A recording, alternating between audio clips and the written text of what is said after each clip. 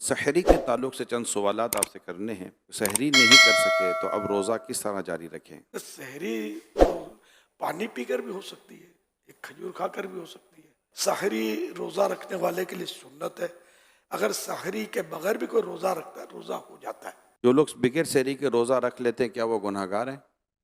گناہ گار نہیں ہے۔ جو ٹی وی پر اذان ہوتی ہے اس سے سحری افطاری کی جا سکتی ہے؟ اعتماد نہیں کرنا چاہیے کہ اب جیسے کراچی میں بھی علاقے بدلتے ہیں تو کچھ ٹائم بدلتا ہے، لیکن ہمارے ہاں تو پورے کراچی کو جو کور کر لینا اس ٹائم پر یہ افطار سحری کے اعلانات کی ترکیب ہوتی ہے، لیکن ہر چینل یہ کرتا ہو یہ ضروری نہیں ہے، یہ احتیاط ہے۔ کیا سحری کرنے کے بعد دعا قبول ہوتی ہے؟ سحری کے بعد دعا قبول ہوتی ہے۔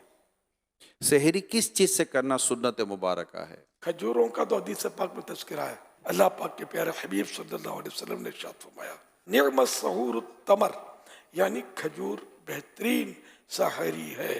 سحری کا وقت ختم ہو رہا ہو تو ٹوتھ برش کر سکتے ہیں؟ ٹوتھ برش اگر ٹوتھ پیسٹ بھی ساتھ میں ہے تو دیکھ لیں کہ منہ میں ذائقہ، ختم ہو رہا ہو تو وہی بول رہا ہوں کہ اگر ٹوتھ پیسٹ بھی لگایا تو منہ میں ہو سکتا ہے کہ وہ ذائقہ اس کا رہ جائے اور پھر تھوک نکلے اس کا، تو یہ کیونکہ اس کی ٹوتھ پیسٹ کی جو ذائقہ ٹیسٹ جو ہے نا وہ آسانی سے جاتا نہیں ہے، دیر لگاتا ہے، اس لیے احتیاط اسی میں کہ رسک نہ لے۔